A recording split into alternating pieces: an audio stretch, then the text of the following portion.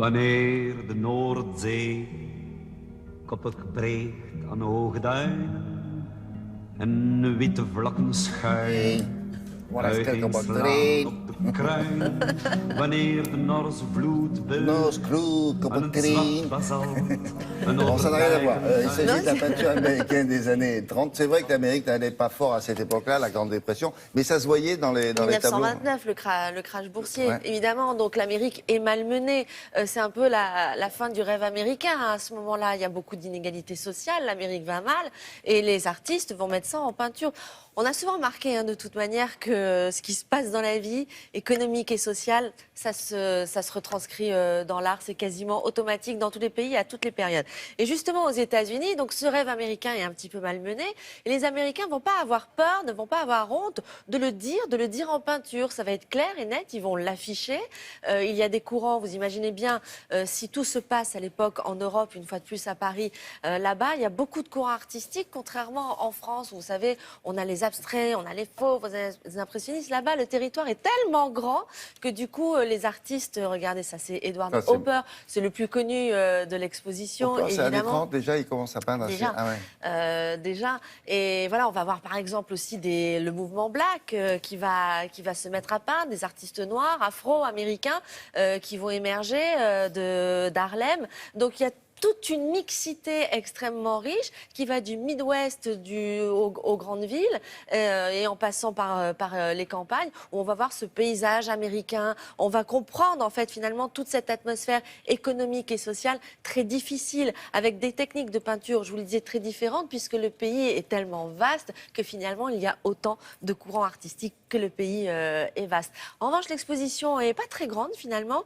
Il y a à peu près 50 tableaux, ce qui n'est pas immense, mais on comprend très bien cette période, on le voit très bien, et c'est surtout la commissaire de l'exposition qui nous en parle très bien. C'est au musée de l'Orangerie à Paris. Regardez.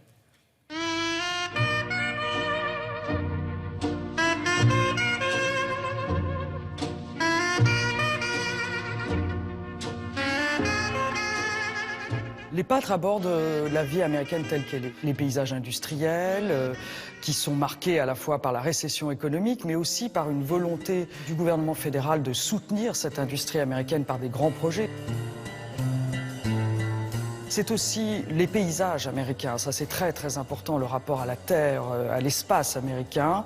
Et c'est un paysage qui est malmené puisque nous sommes dans des années de surproduction agricole avec des mouvements massifs des exploitants agricoles vers les terres plus fertiles de la Californie. Donc c'est tout l'arrière-plan des raisins de la colère.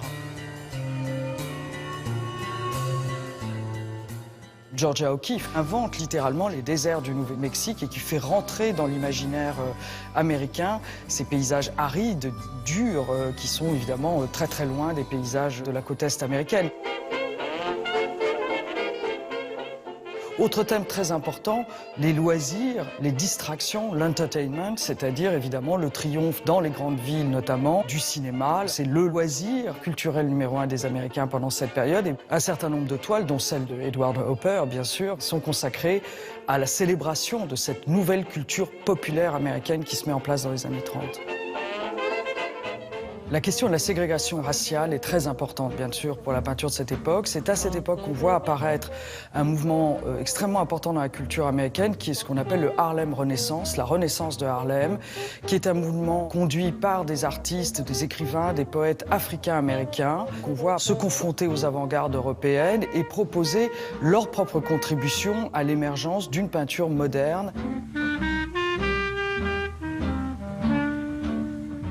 Dans les années 30, il y a des courants dans la peinture américaine. Il y a par exemple un grand courant régionaliste, dont Grant Wood et son célèbre American Gothic, qui est un peu l'icône de cette exposition. Donc les régionalistes, ce sont des groupes d'artistes basés dans le Midwest et qui représentent la réalité rurale du Midwest.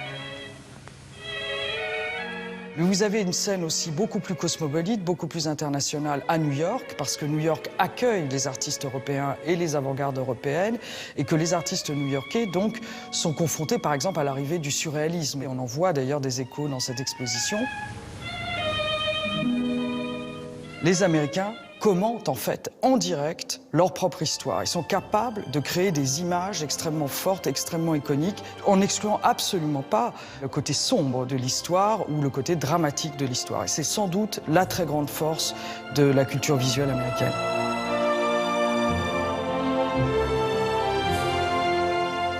Elle a raison. C'est ça qui est très fort chez les Américains, c'est les images fortes. C'est ce que Andy Warhol fera plus tard avec le pop art. Mais là, on est dans les années 30, c'est une peinture extrêmement moderne. Il y a un Jackson Pollock aussi dans l'exposition au début de sa carrière, quand il est figuratif. Vous savez, Jackson Pollock, c'est celui qui fait de l'action painting, de la peinture en action, qui balance comme ça avec les pinceaux. D'ailleurs, il le fait debout, les pinceaux sont par terre, qui balance de la peinture. Et là, on le voit quand il est plus surréaliste, quand il se cherche un peu. Donc, Edward Hopper, Jackson Pollock, Greenwood, les grands peintres, les grands noms de la peinture américaine à découvrir au musée de l'Orangerie jusqu'au 30 janvier à Paris. Merci beaucoup. À tout à l'heure.